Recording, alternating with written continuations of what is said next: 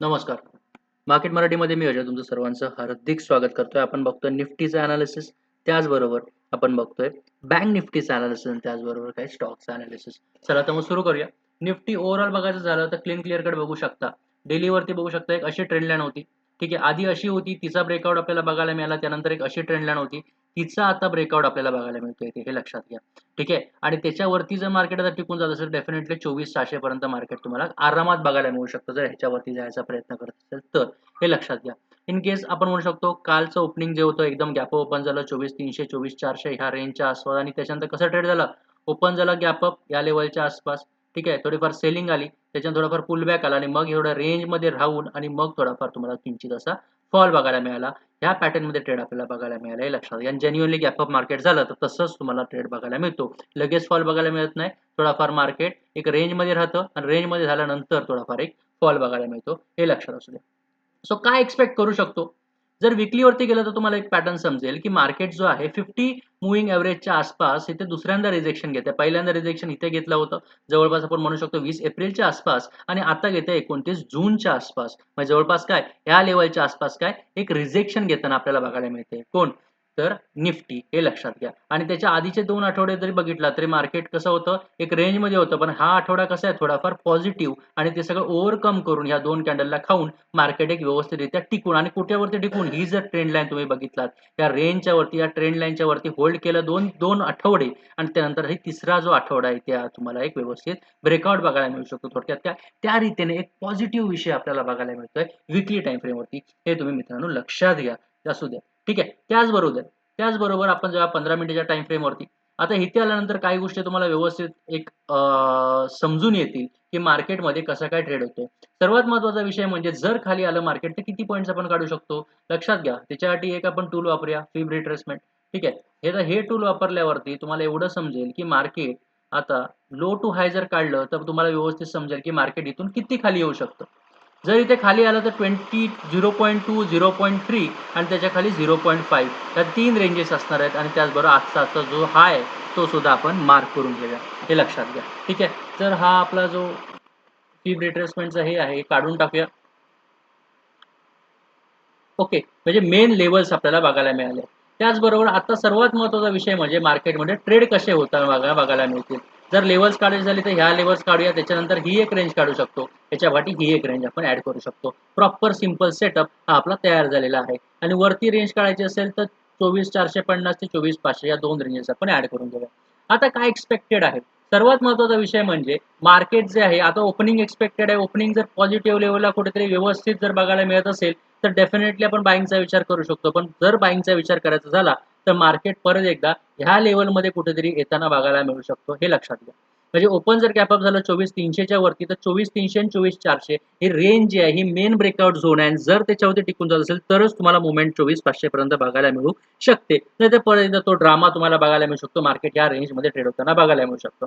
परंतु जर range bound open झाला आणि इथून जर खाली येत असेल तर 24,250च्या खाली सेल करा. 50 मूव्हिंग एव्हरेज बघा कसं काय इथे मार्केट 50 मूव्हिंग एव्हरेजच्या आसपास रिॲक्ट करतं. जर लेवल तोडली तर हा जो गॅप आहे 24,200 24,250 हा गॅप भरण्याचं काम मार्केट तुम्हाला एक करताना बघायला मिळू शकते हे लक्षात घ्या. आणि जर तुम्ही डिसिजनचं म्हटलं तर शेवटची 5 मिनिटाची कॅन्डल बघा सॉरी 15 मिनिटाची कशी झाली आहे डिसिजन मेकिंग आहे. सो काय एक्सपेक्ट करू शकतो की मार्केट थोडंफार डिसिजन मेकिंग झोनमध्ये आता टॉपवरती. सो वी आर एक्सपेक्टिंग की मार्केट ओपन जर पॉझिटिव्ह लेवलला झालं तर 24,300 24,400 रेंज जी आहे कुठेतरी तोडून वर जाईल एक पॉझिटिव्ह कॅन्डल बनून. परंतु तसं नाही झालं तर काय आपण एक्सपेक्ट करू शकतो जर परत खाली आलं तर सेलिंग तुम्हाला बघायला मिळू शकते. आणि जर ही मेन नेकलाईन ब्रेक केली 24,250 तर परत एकदा मार्केट खाली 24,200 च्या लेवलला सपोर्ट करताना बघायला मिळू शकतो. त्या लेवलच्या आसपास सपोर्ट देताना बघायला मिळू शकतो हे लक्षात असू द्या. क्लीअर कट निफ्टीचे अनालिसिस समजली आहे का सांगा? समजली असेल तर आपण निफ्टी नंतर कुठे जाऊया? निफ्टी नंतर आपण जाऊया थेट बँक निफ्टीकडे.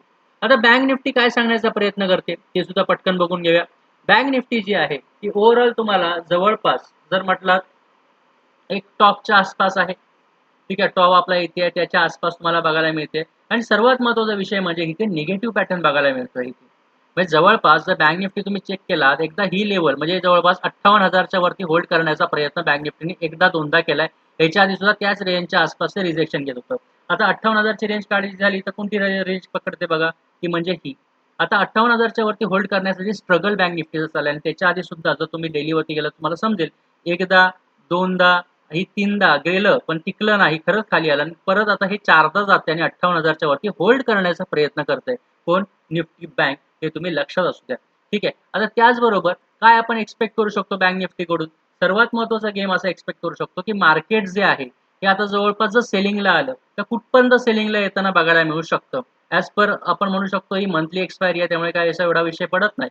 पण ओव्हरऑलचा विषय म्हटला तर हा थोडाफार कन्सोलिडेटेड झोनमध्ये निफ्टी बँक चालली आहे. म्हणजे जवळपास कोणते कन्सोलिडेटेड झोन आहे? जर व्यवस्थित बघायची झाली, तुम्हाला समजेल ती कन्सोलिडेटेड झोन जी आहे, ती ही आहे, हे लक्षात घ्या. या रेंजमधून कुठेतरी ब्रेकआउटचा विचार निफ्टी बँक करते आणि जर ब्रेकआउट झाला तर ब्रेकआउट तुम्हाला चांगला बघायला मिळू शकतो. आता कोणत्या रेंजच्या वरती ब्रेकआउट पण एक्सपेक्टेड आहे? सर्वात महत्त्वाचा म्हणजे 58,200च्या वरती जर एक चांगला ब्रेकआउट झोन पकडू शकतो आणि 57,800 ह्या रेंजच्या खाली म्हणजे जवळपास जर साइडवेज राहिलं तर ह्याच रेंजमध्ये थोडाफार साइडवेज तुम्हाला बघायला मिळू शकतो आणि साइडवेज ट्रेड करण्याची सिंपल तुम्हाला टेक्निक सांगतो. लोला बाय करा, हायला सेल करा. याच रेंजमध्ये तुम्हाला ट्रेड बघायला मिळू शकतो. परंतु या रेंजच्या बाहेर पडलं जर 58,200च्या वरती तर मग परत एकदा 58,700 पर्यंत मूव्हमेंट तुम्हाला बघायला मिळू शकते आणि ही लेवल तोडून मग हा हाय तोडून स्विंग हाय तोडून एक मोठी मूव्हमेंटम वरच्या दिशेने बघायला मिळू शकतं किंवा एक चांगला मोठा वन्स मोर हाय पडताना मार्केट तुम्हाला बघायला मिळू शकतं. परंतु जर इथून खाली आलं तर परत 57,500 आणि थेट 57,000 पर्यंत मूव्हमेंट तुम्हाला बघायला मिळू शकते आणि थोडक्यात हे जे छोटे-छोटे गॅप्स आहेत जर तुम्ही इथे व्यवस्थित बघितलात, हे छोटे-छोटे गॅप्स मार्केट परत एकदा भरताना थोडक्यात काय करेक्शन आहे, जे तुम्हाला बँक निफ्टीमध्ये येत्या काही दिवसात बघायला मिळू शकतो. या दोन्ही जागेचं विश्लेषण आहे, दोन्ही लेव्हलचं आहे कारण सध्या पॅटर्नच तसा आहे. त्याजवळला मार्केट नॅरो होतंय. So we are expecting a breakout हे लक्षात घ्या. ठीक आहे. त्याचबरोबर आपण थेट जाऊया निफ्टी 100 कडे आणि निफ्टी 100 मध्ये आपण काही स्टॉक्स बघणार आहोत. ॲज युजुअल इंट्राडे ट्रेडिंगसाठी काही शेअर्स बघूयात का? GNFC what do we expect? Market hold करतंय आणि हा सेलिंग नंतर होल्ड करतंय. ठीक आहे. आता ही सेलिंग आली त्याच्यानंतर इथे जवळपास होल्ड झालं त्याच्यानंतर सुद्धा हे होल्डिंगचेच कॅन्डल आहे.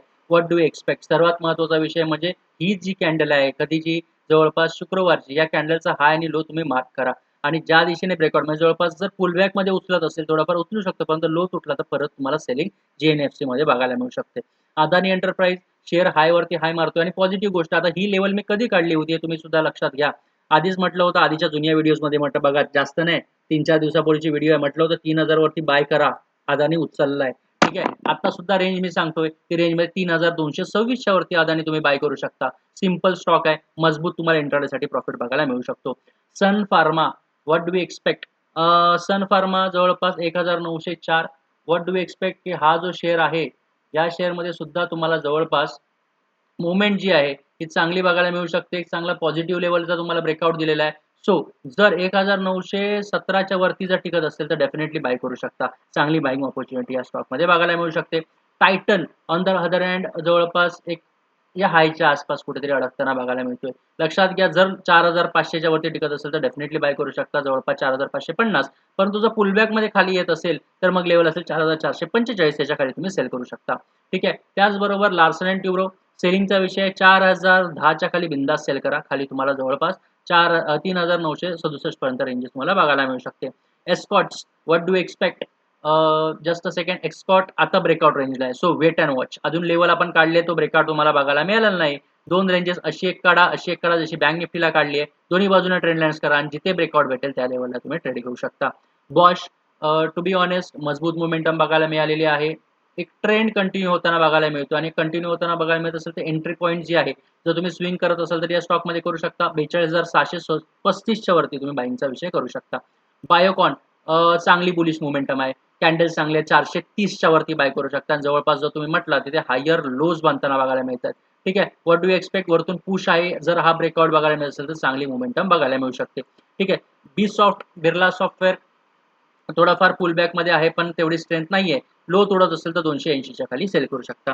समजलं असेल तर लाईक करा. खूप कमी माणसांपर्यंत पोहोचलेला व्हिडिओ व्ह्यूज कमी पडतात. प्लीज विनंती आहे सर्वांना सर्व मराठी माणसांपर्यंत पोहोचवायचे, शेअर करायचं, लाईक करायचे आणि सबस्क्राईब करायचे. इथे तुमची मी रजा घेतोय. धन्यवाद.